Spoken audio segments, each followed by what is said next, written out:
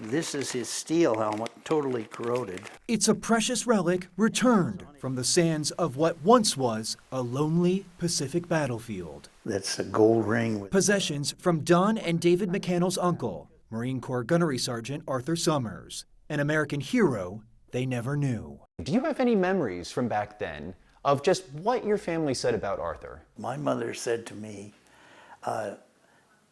my brother was killed in Tarawa and his body was never recovered. For 4 solid hours, they pound Tarawa with high explosives. Tarawa, November 20th, 1943. It was a brutal battle during World War II. American troops confronting Japanese forces on a sandbar the size of the National Mall. It may seem like paradise in the middle of the Pacific, but it's a place replete with the ravages of war. Japanese cannons, bunkers, and stunningly, hundreds of unmarked graves, resting places with the remains of U.S. Marines and sailors killed nearly 80 years ago. When I said that I'm scarred, this is not a normal thing for somebody to be doing.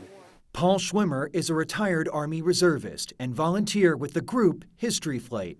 Its work is often solemn and scarring. Veterans and archaeologists digging on Tarawa since 2009 have helped the U.S. government identify at least 96 sets of American remains.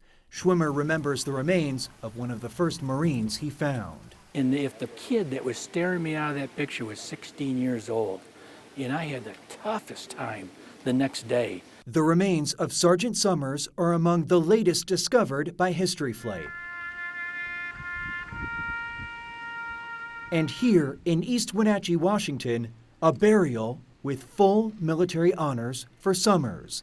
Killed at 27, his nephews and descendants now proudly looking on. The promise of no one left behind finally fulfilled. The thing about this that's important is that this is how we bury the dead. We do not leave them in the middle of nowhere. This is the best country in the world.